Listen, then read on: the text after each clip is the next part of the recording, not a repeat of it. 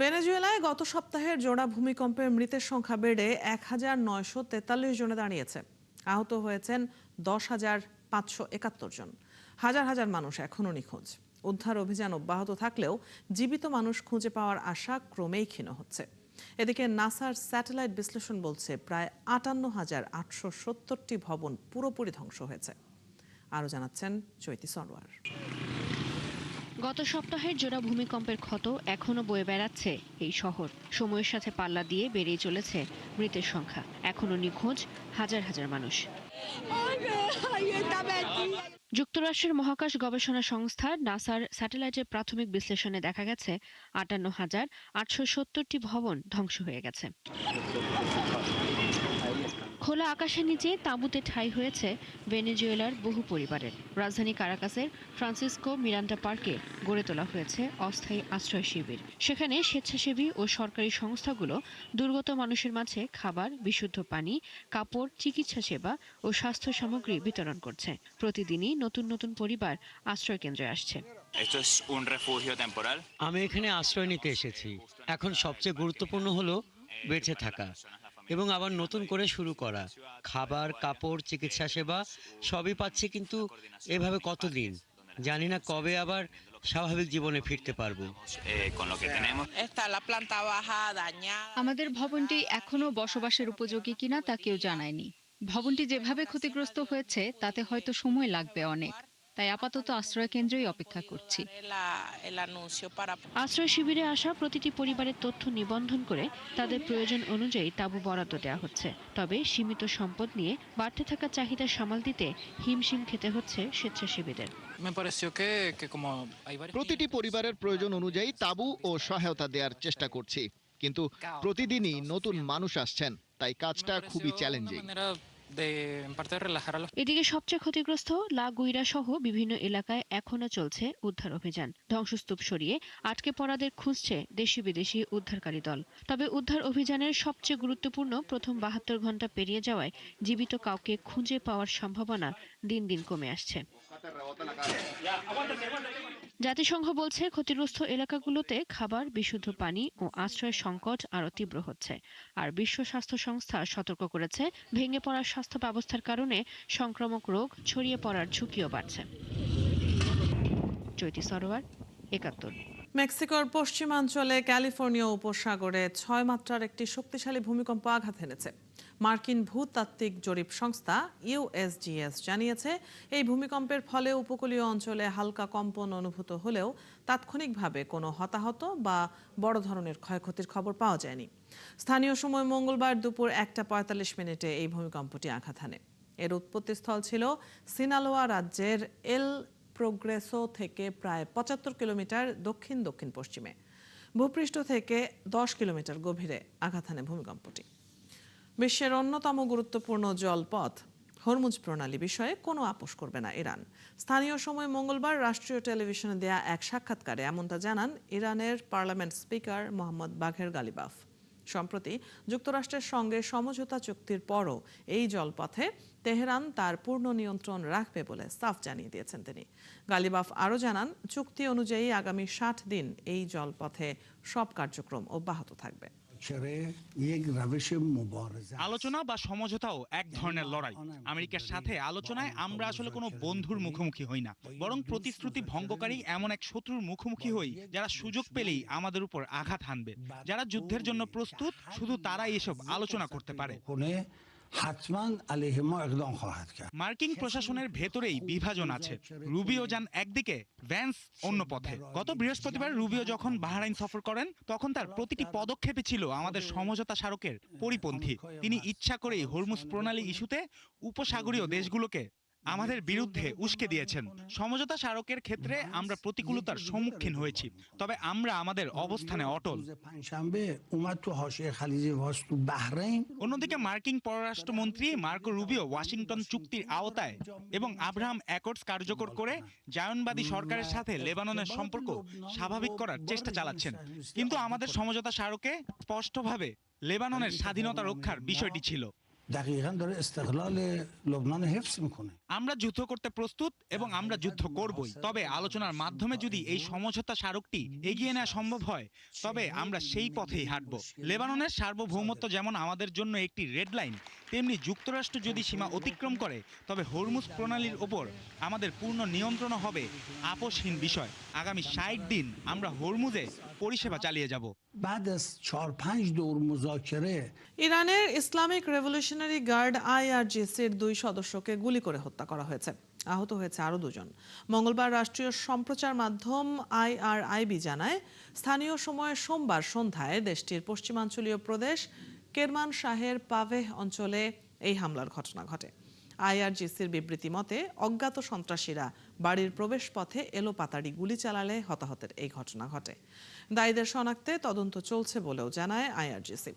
এদিকে কোনো গোষ্ঠী এই হামলার দায় স্বীকার না করলেও ইরান এ ধরনের গুপ্ত হামলার জন্য কুর্দি সশস্ত্র গোষ্ঠীকে দায়ী করে থাকে।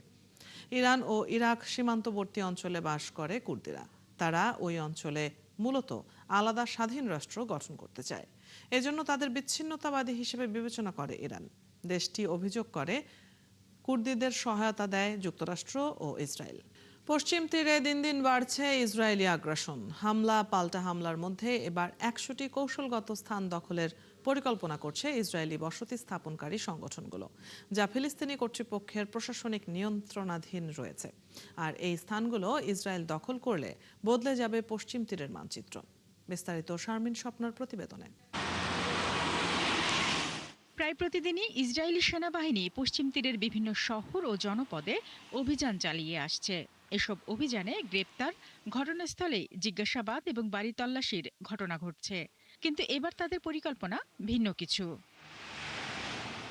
সোমবার ইসরায়েলের দৈনিক পত্রিকা ইসরায়েল হায়মের এক প্রতিবেদনে বলা হয়, পশ্চিম তীরের 100টি কৌশলগত স্থান দখলের পরিকল্পনা করছে ইসরায়েলি বসতি স্থাপনকারী সংগঠনগুলো। প্রণীত এই পরিকল্পনার লক্ষ্য অধিকৃত পশ্চিম তীরের বর্তমান ভূ রাজনৈতিক বাস্তবতাকে মৌলিকভাবে পরিবর্তন করা, যেখানে ইসরায়েলি বাহিনী মোতায়েনের রূপরেখা দেয়া হয়েছে, আর এতে পশ্চিম তীরের প্রধান ফিলিস্তিনি শহরও অন্তর্ভুক্ত রয়েছে বলে দাবি করা হয়।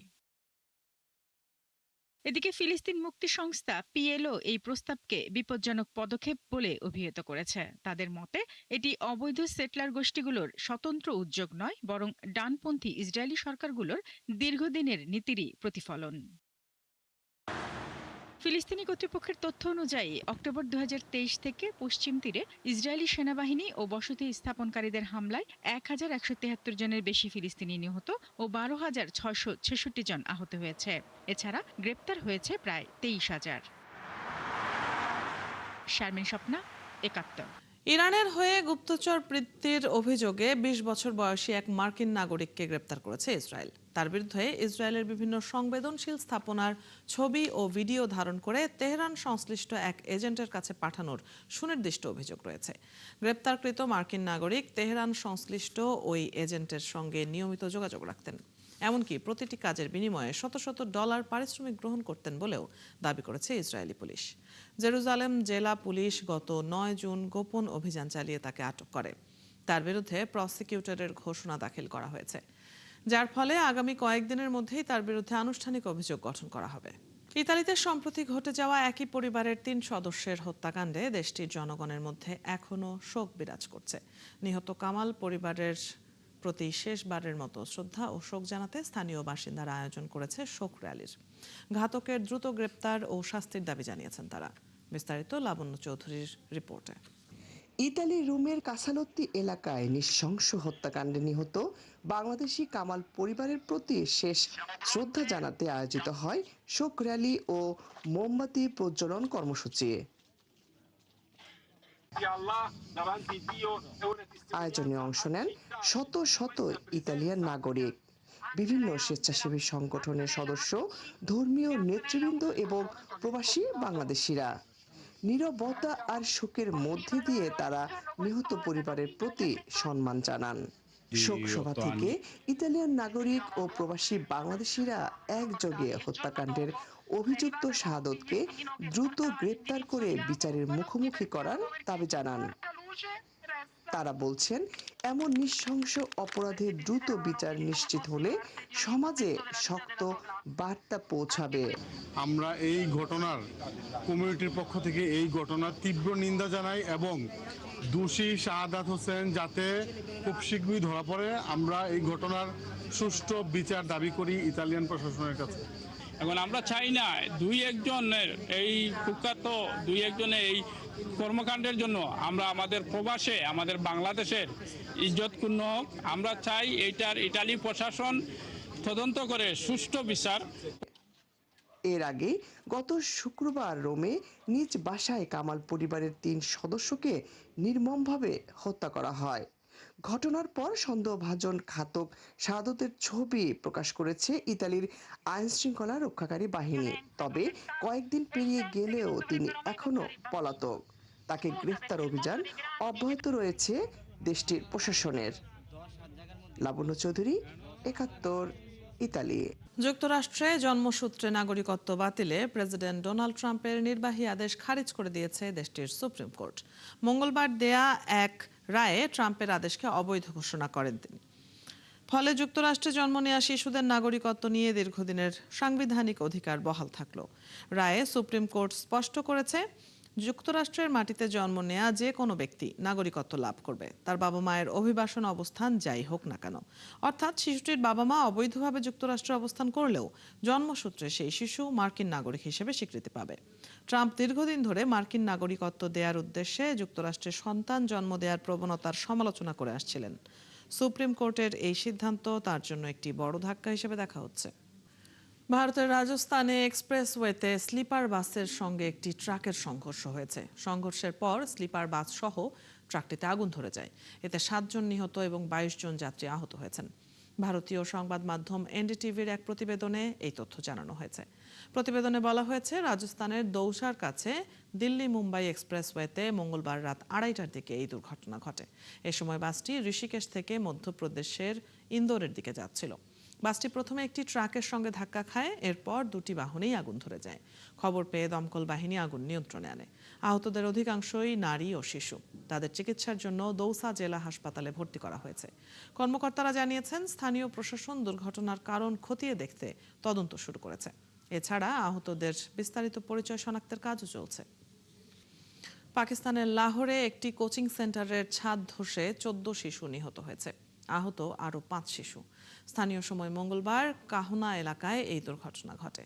পাঞ্জাবের স্বাস্থ্যমন্ত্রী খাজা ইমরান নাজির বলেন, ঘটনার পর 19 শিশুকে উদ্ধার করে কাহনা হাসপাতালে নেওয়া হয়েছিল। এদের মধ্যে 14 শিশুর মৃত্যু হয়েছে, বাকি 5 জন চিকিৎসাধীন। উদ্ধারকারীরা জানান, ওই কোচিং সেন্টারে ক্লাস চলার সময় হঠাৎ ছাদ ধসে পড়ে। এ সময় সেখানে 30 জনের বেশি শিশু ছিল। ঘটনার পরপরই স্থানীয়রা উদ্ধারকারীদের খবর দিলে তারা উদ্ধার অভিযান শুরু করে। ছাদটি নিম্নমানের সামগ্রী দিয়ে তৈরি করা হয়েছিল বলে ধারণা করা হচ্ছে। তবে সঠিক কারণ অনুসন্ধানে চলছে তদন্ত। এরই মধ্যে এই ঘটনায় ভবনের মালিক সহ 2 জনকে আটক করেছে পুলিশ। বিশ্বকাপ ফুটবলের উন্মাদনায় কাঁপছে পুরো বিশ্ব। আর এই উন্মাদনার হাওয়া লেগেছে ভিয়েতনামের হোচিমিন সিটির একটি কফি শপেও। 1000-এরও বেশি ফুটবল জার্সি পরা খেলনা ভাল্লুক দিয়ে সাজানো হয়েছে পুরো ক্যাফেটি। শুধু তাই নয়, বিশ্বখ্যাত ফুটবলারদের বিশাল সব স্ট্যাচু বসানো হয়েছে ক্যাফের বাইরে। অভিনব এই সাজসজ্জা দেখতে এবং বড় পর্দায় খেলা উপভোগ করতে প্রতিদিন ভিড় জমাচ্ছেন শত শত ফুটবল প্রেমী। আরও জানাচ্ছেন চৈতি সরওয়ার।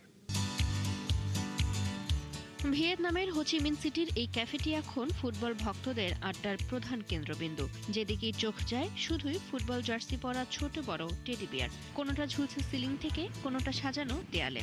আর ক্যাফের বাইরে দাঁড়িয়ে ফুটবলের মহারথীদের মূর্তি। এবারের 2026 বিশ্বকাপ যৌথভাবে আয়োজন করছে যুক্তরাষ্ট্র, কানাডা ও মেক্সিকো। 48 দলের এই টুর্নামেন্টে মোট ম্যাচ 104টি। সময় ব্যবধানের কারণে এশিয়ার দর্শকদের রাত জেগে খেলা দেখতে হচ্ছে, তাই ভক্তদের জন্য রয়েছে বিশেষ আয়োজনও। ভেতরে ঢুকতেই চোখে পড়ে বিশাল সব স্ক্রিন, যেখানে চলছে বিশ্বকাপের সরাসরি সম্প্রচার। আমার কাছে ক্যাফের সাজসজ্জা ভীষণ সুন্দর লেগেছে। এটা প্রচুর তরুণদের আকর্ষণ করছে। আর এখানে খেলাগুলো সরাসরি সম্প্রচার করা হচ্ছে, তাই আমি এখানে ম্যাচ দেখতে এসেছি। এই আয়োজন আর 1000-এরও বেশি ভাল্লুকের পোশাক তৈরি করতে মালিকের সময় লেগেছে 1 মাসেরও বেশি। তবে এই খাটাখাটনির ফলও মিলেছে হাতে নাতেই। বর্তমানে দোকানে খেলনা ভাল্লুকের মোট সংখ্যা 1000-এরও বেশি। এগুলোর জামা কাপড় তৈরি করতে আমার 1 মাসেরও বেশি সময় লেগেছে এবং ডেকোরেশন করতে লেগেছে প্রায় 1 সপ্তাহ। যখন আমি এই বিশ্বকাপ থিমে সাজানোর আইডিয়াটা মাথায় আনি, এরপর থেকে দোকানের গ্রাহক প্রায় 50 থেকে 70% বৃদ্ধি পেয়েছে। বিশ্বকাপ উপলক্ষে এই ক্যাফেটি এখন খোলা থাকছে 24 ঘন্টায়। খেলা দেখার পাশাপাশি মধ্যরাতের দর্শকদের জন্য নুডলস, ফ্রাইড ফিশ বল এবং পপকর্নের মতো নানা রকম খাবারের ব্যবস্থাও রাখা হয়েছে। যান্ত্রিক শহরের একঘেয়েমি ভুলে অভিনব এই আয়োজন ফুটবল প্রেমীদের এনে দিয়েছে ভিন্ন স্বাদের এক আড্ডার ঠিকানা। চৈতি সরওয়ার, 71। এই ছিল আজকের আয়োজনে। বিশ্বের আরও নতুন কিছু খবর ও বিশ্লেষণ নিয়ে আগামীকাল সকাল 9:30টায় আবারও হাজির হবে বিশ্বযোগ। সরাসরি সংবাদ ও অনুষ্ঠান দেখতে চোখ রাখুন 71-এর ফেসবুক পেজে এবং সাবস্ক্রাইব করুন 71-এর ইউটিউব চ্যানেল। থাকুন 71-এর সাথেই।